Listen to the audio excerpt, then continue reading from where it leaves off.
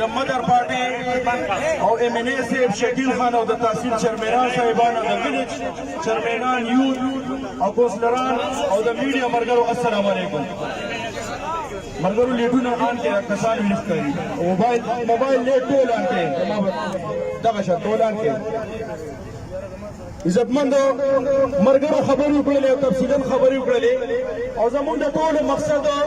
هغه دا دی چې دا کم ملک کې دا کم امپورټډ ګورنمنټ راغلی دی او دا مهنګۍ خلاف زموږ یو پرامن احتجاج ریکارډ کولو چې زموږ د پارټۍ سینیر په هدایاتو سره عزتمندو تاسو ته پته ده په امپورټډ ګورنمنټ کې چې کومو خلکو کردار ادا کړی دی په خلکو په وینا دا ګورنمنټ جوړ شوی دی خو یو خبر د کوم عزتمندو نن هغه امپورټډ ګورنمنټ هغه نخرې وکړلې هغه ظلم د دې عوامو سره وکړله چې قسم په خدای چې چا راوستي نه عزتمندو مقصد زموږ دا دی ځکه چې نن تاسو وګورئ د مل حالات نن یو سړی د بیل نشي ورکولی نن د یو بوجۍ واخیستو قابل نه دی نن ورځ په ورځ نن یو ریټي سبا بل ریټي ایمانا درته وایم چې غریب خلک چې کم مزدورګار خلک دی هغه خلک خودکشو ته جوړ شوی دی خو عزتمندو یو خبر به کوم او هغه دا ده چې دا ټول خلک د خان صاحب د اشارې منتظر دی چې خان صاحب به کله اشاره راکړي چې راځئ اسلام آباد ته